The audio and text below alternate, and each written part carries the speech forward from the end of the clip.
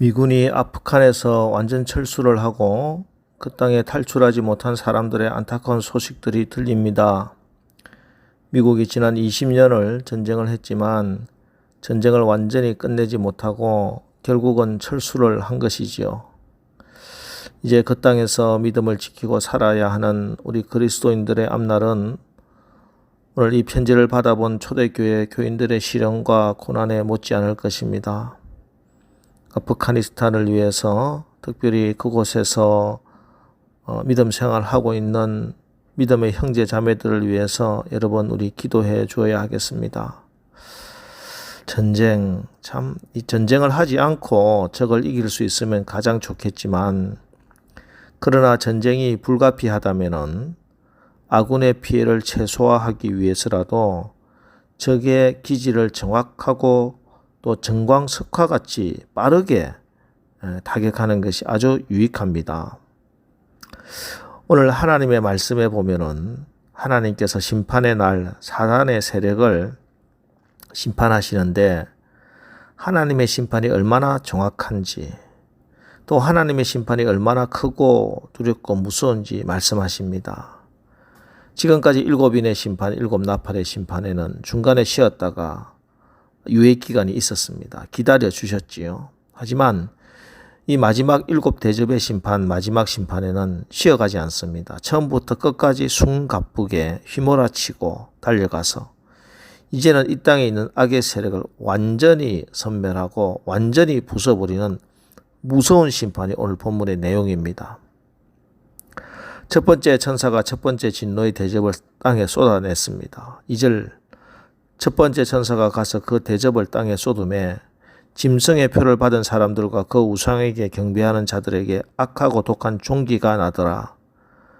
첫 번째 천사가 첫 번째 진노의 대접을 땅에 쏟자 짐승의 표를 받은 자들, 우상 숭배한 자들이 심판을 받습니다. 어제 15장에서는 짐승의 표를 받지 않고 이마에 그리스도의 이름을 새긴 자, 이 땅에서 믿음의 정죄를 굳게 지킨 자들이 유리 바닷가에 서서 하나님의 검문고를 잡고 찬양을 하고 있었습니다.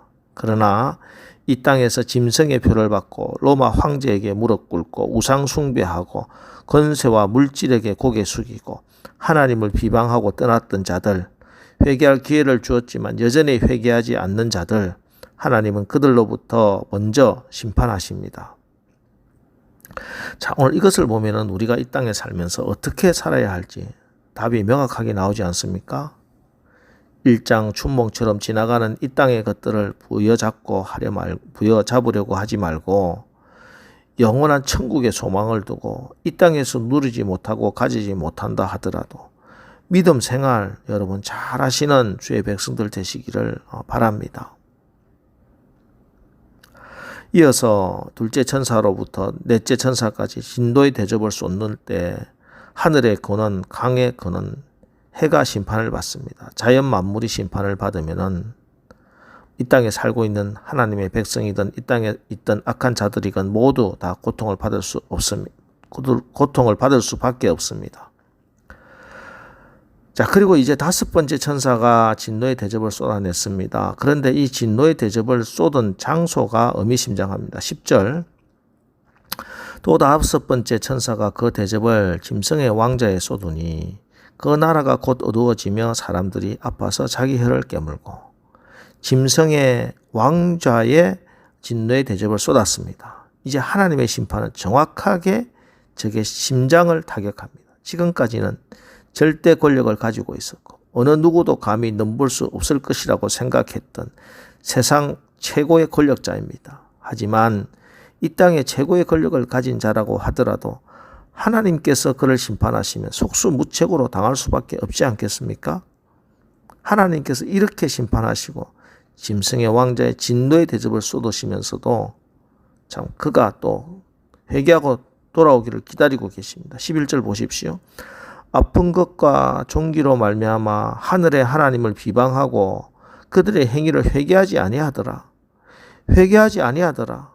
참 불에 타 죽으면서도 심한 고통으로 혀를 깨물면서도 하나님을 회방하고 회개하지 않는 이 모습을 보십시오. 여러분, 이 죄라고 하는 게 얼마나 끈질깁니까? 회개하지 아니하더라. 사사기를 잘 읽어보면 특이한 점이 나옵니다. 사사기 후반부로 가면서부터 하나님의 징계의 기간과 강도가 더 길어지고 강해진다는 것입니다. 사사기 초반기 온니엘 때는 8년인데요. 그 이후에 에훗 때는 18년, 두바라 때는 20년, 기드온 때 7년, 입다 때 18년 하더니 사사기 말기에는 삼손 시대가 오면은 압제와 고통의 기간이 무려 40년으로 팽창해 버립니다. 제가 사사기를 강의하면서 사사기에 나오는 사이클을 설명드렸습니다. 하나님의 징계의 기간을 결정하는 것은 이스라엘이 얼마나 무서운 죄를 지었느냐, 어떤 죄를 지었느냐에 달려있지 않습니다. 하나님의 징계의 사이클을 끊고 용서와 회복의 사이클로 진입하는 통로는 부러지져 회개하는 데 있습니다. 그런데 이스라엘은 죄를 짓고 하면서 이 회개의 부르짖음이 터져 나오는데 점점 더 오래 걸리는 것입니다.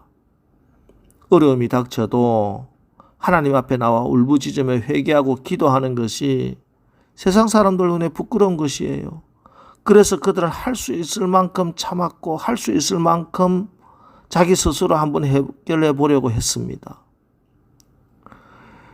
이게 얼마나 어리석은지 여러분 아셔야 됩니다. 여러분, 우리가 하나님이 허락하신 시련을 인내하고 견디는 것과 하나님께 나와 회개하고 울부짖지 않고 버팅기는 것은 전혀 다르다는 것을 아셔야 합니다.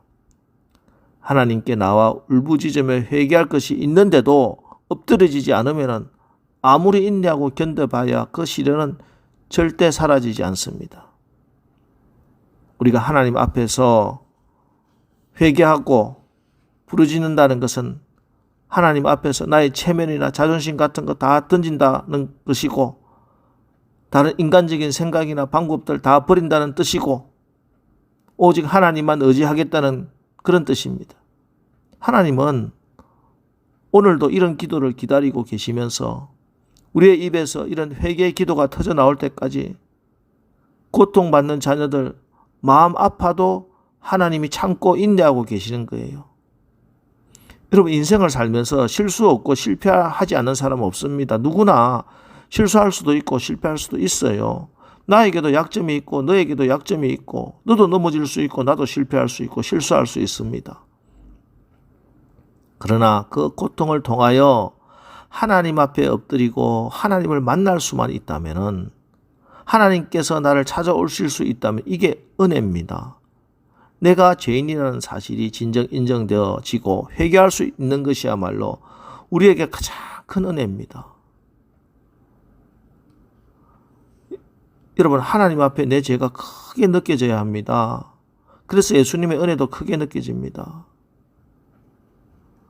내가 그렇게 죄를 짓고도 내 죄가 가볍게 생각되고 죄가 원통하지 않으면 회개하지 않아요. 그래서 마음이 가난한 자, 죄인에게는 예수님이 참 귀합니다. 교회가 너무너무 귀하게 느껴집니다. 그래서 죄인이 주님을 만납니다. 지금 우리가 구원받고 새벽 기도에 나오는 것을 볼 때 우리는 이미 많은 은혜를 받은 존재입니다. 특히 요즘과 같은 세상에 믿음 가진다는 것이 얼마나 어려운지 모릅니다. 있던 믿음도 없어지기 쉬운 시대가 되었어요. 이런 상황에서 우리가 믿음의 자리를 지킬 수 있는 것, 그것이 정말 큰 은혜인 줄 알아야 하겠습니다. 그럴 때 하나님은 우리를 은혜의 자리에 계속 머물러 있도록 도와주실 것이고 이처럼 은혜를 아는 자에게 더욱더 큰 은혜를 베풀어 주실 것입니다. 여러분, 우리는 모두 전적으로 부패한 존재이기 때문에 우리 자신의 힘으로는 도무지 어려운 삶을 살 수가 없고 바르게 살려고 하지만 시시때때로 죄를 지음으로 마음이 더러워집니다. 사람은 속일 수 있지만 하나님은 속일 수 없습니다. 이것이 우리의 실제 모습입니다.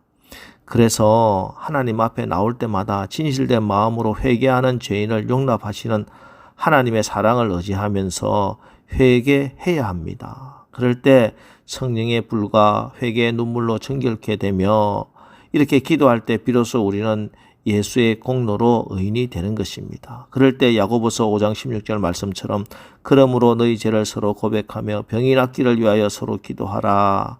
의인의 간구는 역사하는 힘이 큼이니라는 말씀이 이루어집니다. 우리가 특별히 어려워서가 아니에요. 우리가 회개해서 어렵다함을 받아서 우리가 기도하면 역사하는 힘이 큰 것이에요.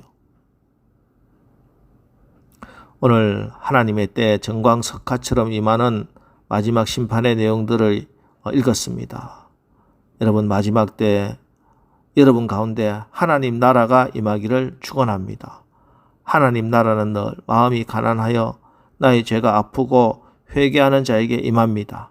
이제 오늘 이 새벽에도 우리 안에 있는 죄악들이 우리의 영혼을 어떻게 메마르게 하고 있는지 생각하고 그 죄들을 미워하며 주님의 보혈로 깨끗하게 씻어주기를 간절히 기도하십시오. 그리고 이렇게 간절하게 기도하여 기도 응답의 열매를 다 받아가시는 저와 여러분 되시기를 주의 이름으로 축원합니다. 우리 기도하겠습니다. 하나님, 우리가 한 번 죽는 것이 분명한 것인 것처럼 또 죽음 이후에 심판이 있다는 사실과 주님의 심판 엄중하다는 사실을 깨닫게 하옵소서. 하나님의 징계의 사이클을 끊고 용서와 회복의 사이클로 진입하는 통로, 부르짖어 회개하는 데 있음을 다시 한 번 더 기억하고 우리 각자에게 가난한 마음, 겸비한 마음을 주옵소서. 그리하여 우리가 주님 앞에 진실한 회개를 통하여 죄의 길을 걷던 발걸음 멈추고 주님께 방향을 돌려 나아가게 하옵소서. 그래 마지막 심판대에서도 주의 긍휼하심을 입는 은혜가 있게 하여 주시옵소서. 예수님의 이름으로 기도합니다. 아멘. 이제 오늘 하루도 우리가 날마다 회개하는 심령으로 살아 하나님의 진노가 끊어지고 하나님의 긍휼과 자비와 축복을 받는 삶으로 살아가게 하옵소서. 오늘 말씀 붙들고 우리 기도하고 나가겠습니다. 우리 기도하겠습니다.